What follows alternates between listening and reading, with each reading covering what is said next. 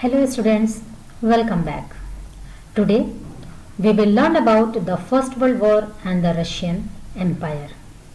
But before starting, we must have a short recap of previous video.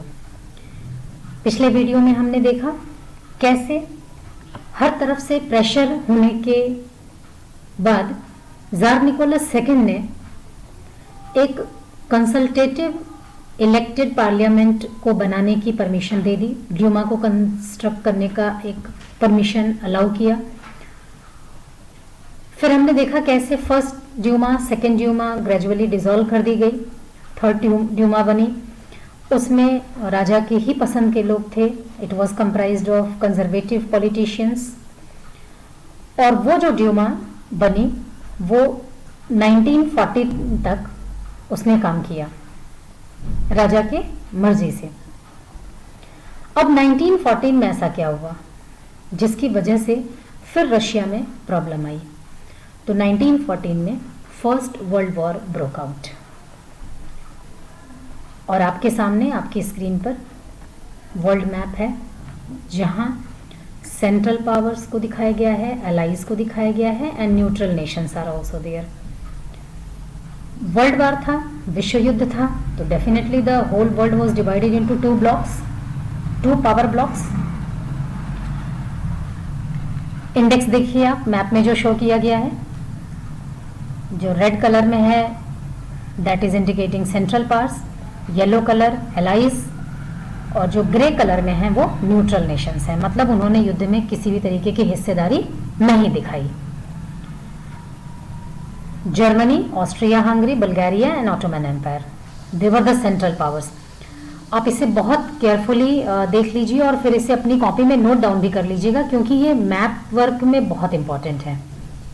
Locate करने को आता है, central powers locate करिए, allies locate करिए, तो ये आपके मैप स्किल के पॉइंट ऑफ व्यू से भी बहुत इंपॉर्टेंट है। दूसरा जो एलाइज हैं, फ्रांस है, इटली है, रशिया है, ग्रीस, रोमानिया, ये सभी जो है वो एलाइज हैं। अब ये जो फर्स्ट वर्ल्ड वॉर होता है दो फ्रंट्स पे लड़ा जाता है, eastern front and western front. Eastern and western, जो रशिया का साइड है वो हमारा ईस्टर्न फ्रंट है और जो ये फ्रांस का साइड है वो हमारा वेस्टर्न फ्रंट है।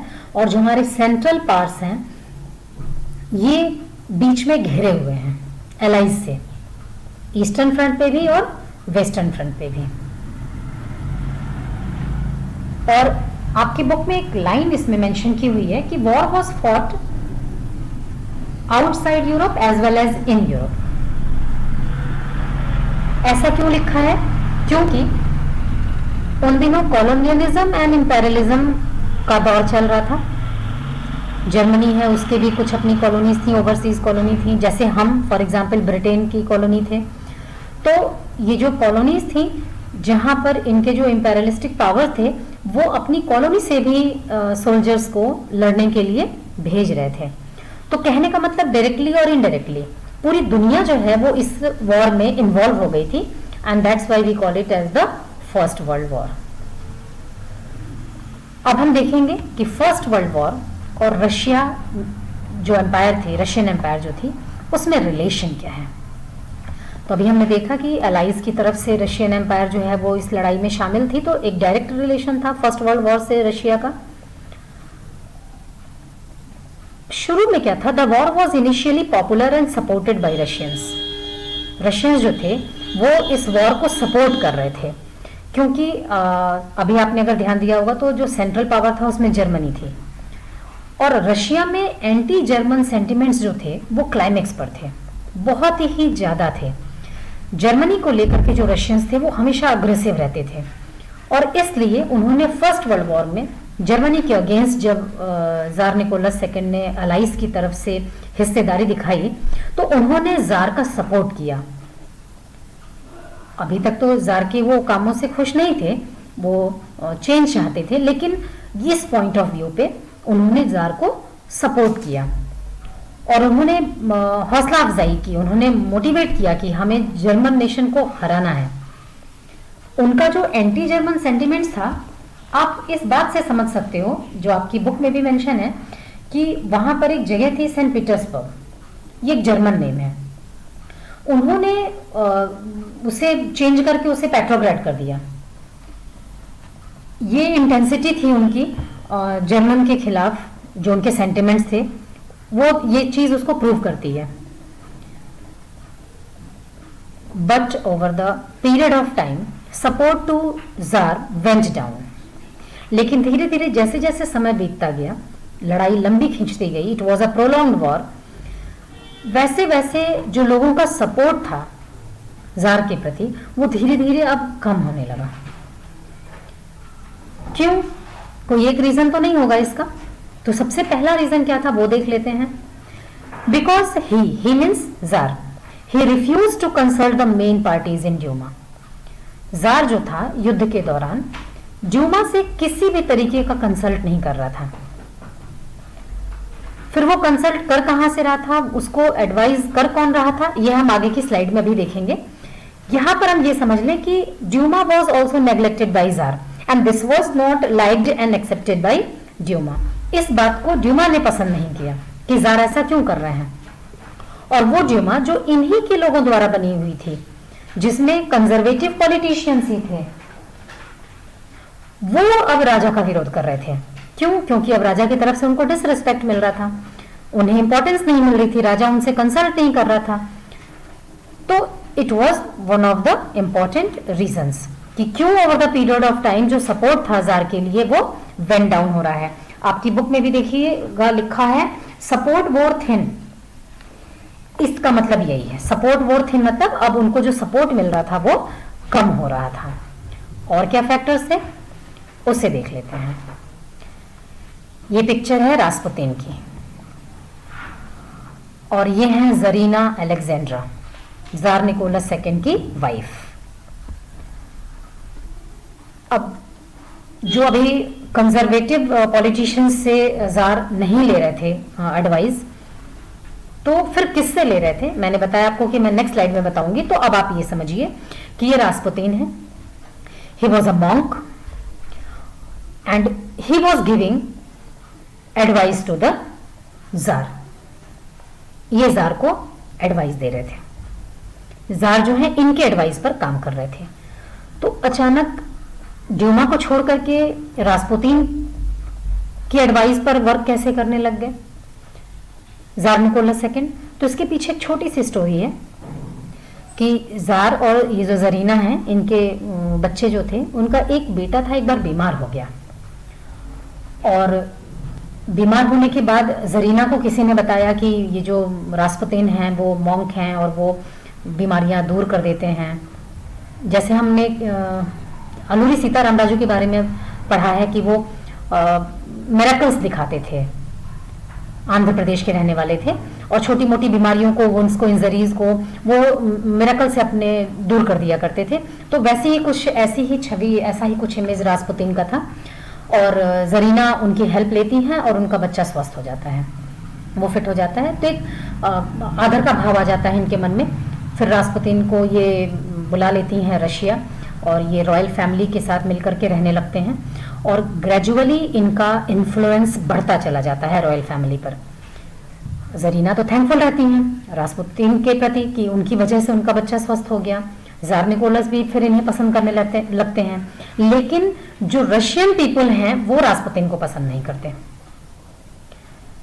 तो राजा चूंकि रास्पुतिन से सलाह लेता है, तो ऐसा र्यूमर होने लगा लोगों के बीच में, या अफवाहें उड़ने लग गई कि रास्पुतिन ने राजा के ऊपर, रॉयल फैमिली के ऊपर जैसे कोई काला जादू कर दिया हो। राजा को रास्पुतिन के अलावा किसी और की बात सही ही नहीं लगती है। It was also one of the important factor कि क्यों लोगों ने फर्स्ट वर्ल्ड वॉर से राजा को सपोर्ट देना बंद कर दिया।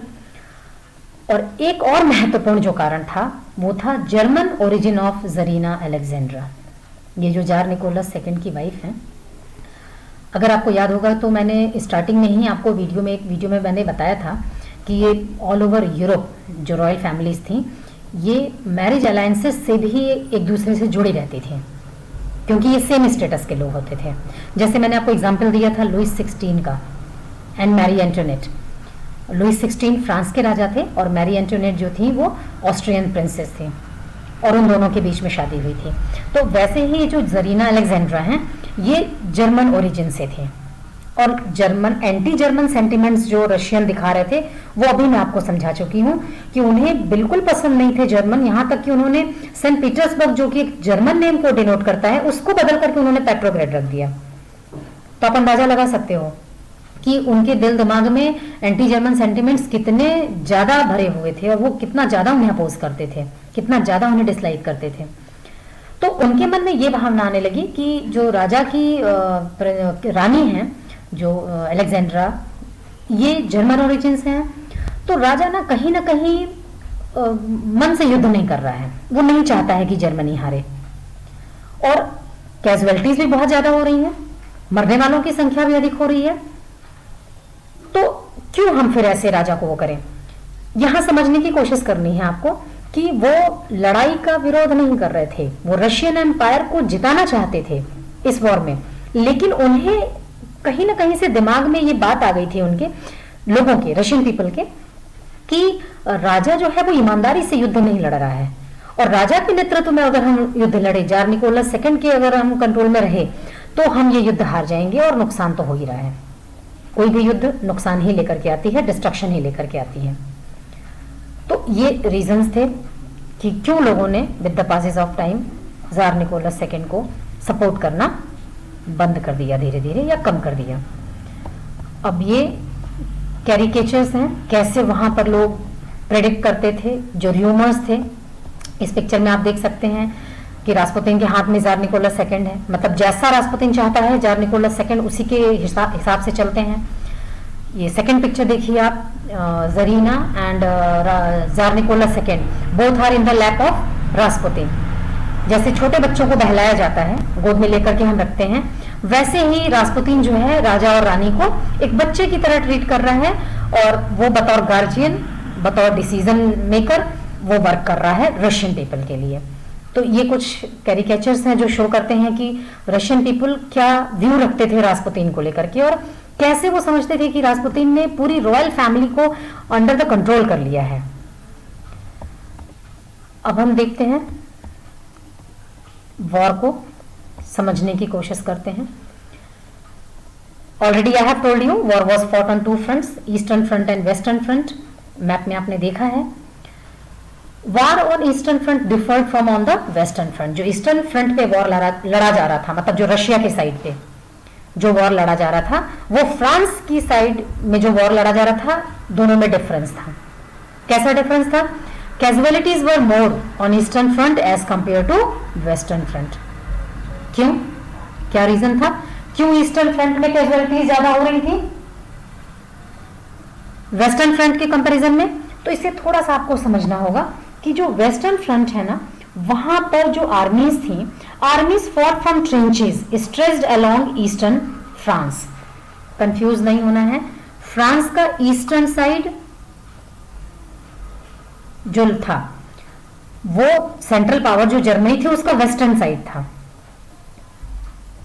मैप सामने रख करके आप इसको क्लियर करेंगे।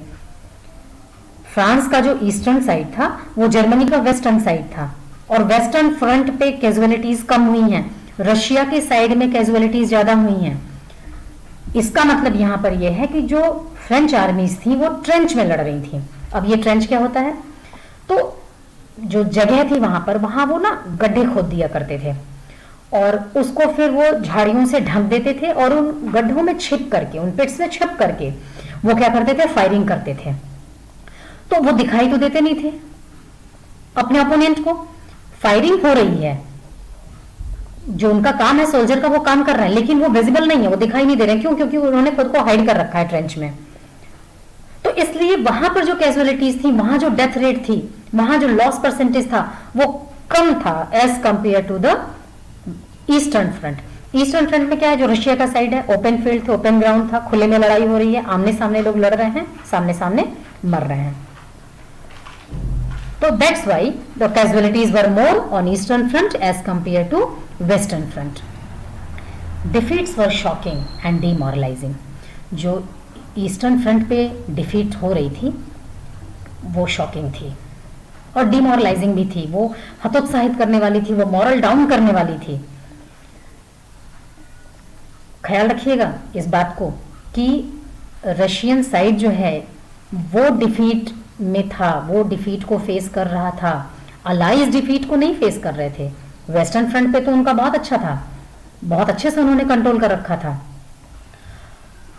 और फाइनली जो है अलाइज जीतते हैं, लेकिन जो रशिया का लॉस है वो शॉकिंग और डिमोरलाइजिंग था।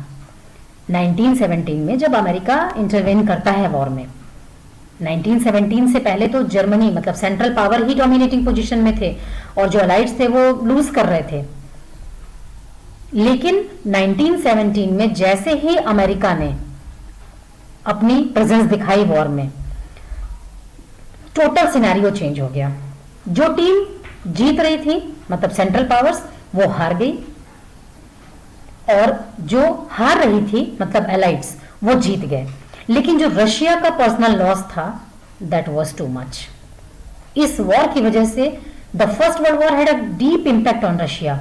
और क्या नेगेटिव इंपैक्ट देखने को मिला, क्या लॉस देखने को मिला, और कैसे इस फर्स्ट वर्ल्ड वॉर ने रशिया में एक बार फिर रिवॉल्यूशन को प्रिपेयर किया, रिवॉल्यूशन के लिए फेवरेबल कंडीशंस प्रिपेयर किए, वो हम पढ़ेंगे। ये चीज आई थिंक इतना तक आपको क्लियर है। ट्रेंच समझ लीजिए एक बार फिर से। ट्रेंच में लड़ने का मतलब ये होता है कि जो एरिया है वहां पर गड्ढा करके और वहां पर जो सोल्जर है अपने आप को हाइड कर लेता है, ऊपर में चीजों से, बुशेस से, झाड़ियों से, इन सब चीजों से ढक लेगा उस गड्ढे को, और उसके बाद जो है वहां से छिप करके वो क्या करेंगे, फायरिंग करते थे। फेस टू फेस फ्रंट में फायरिंग नहीं होती थी, लड़ाई नहीं होती थी। कहां? वेस्टर्न फ्रंट पे, और इसीलिए वहां पर लॉस कम हुए as compare to the eastern front. I hope ये सारे पॉइंट्स आपको क्लियर हो गए होंगे। The first world war had a deep impact on Russia, लेकिन वो डीप इंपैक्ट क्या था उसे हम डिस्कस करेंगे अपने नेक्स्ट वीडियो में। आज के लिए बस इतना ही। Thank you.